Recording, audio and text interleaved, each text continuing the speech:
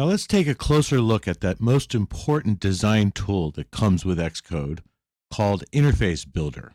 Steve Jobs said it best: design is not just what it looks like and feels like, design is how it works.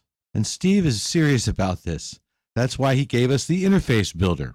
Seriously, it would have been totally unlike Apple to not provide a robust tool for building user interfaces. Xcode's Interface Builder is a great editor for graphically laying out your user interface. You use it to design your app's interface and then save what you've done as a resource file, which is then loaded into your app at runtime. This resource file is then used automatically to create the single window as well as all of your views and controls. To see the Interface Builder, select any XIB file, such as flipsideview.xib, which I've selected here. The Interface Builder appears right here in the editor area.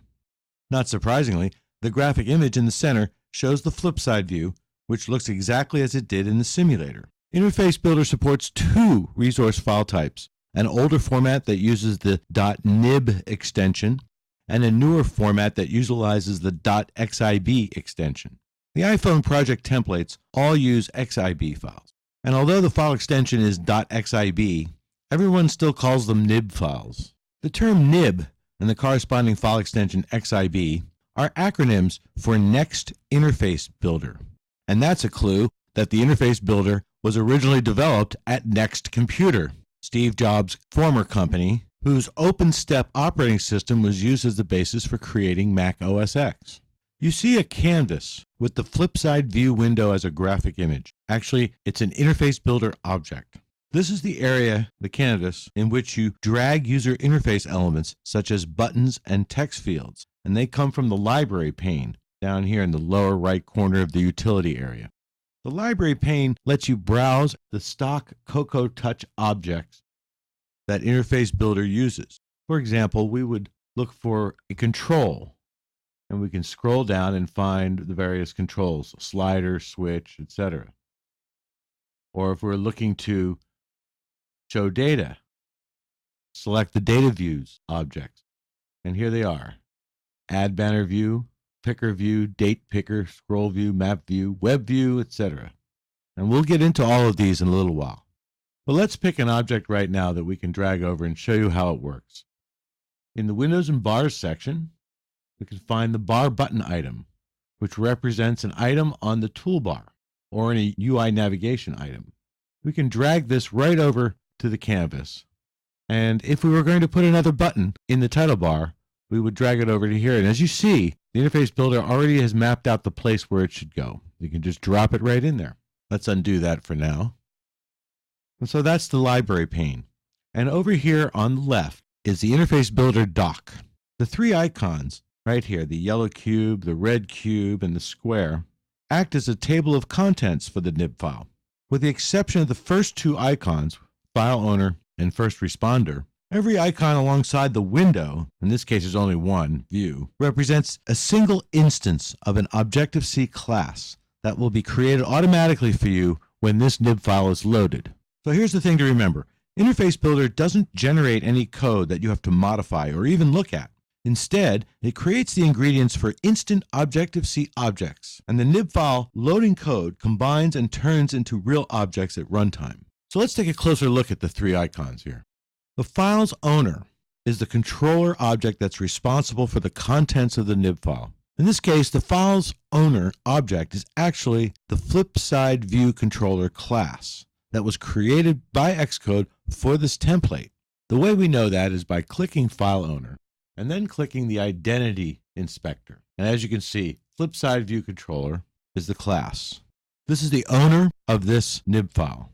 The first responder object is the first entry in an app's dynamically constructed responder chain.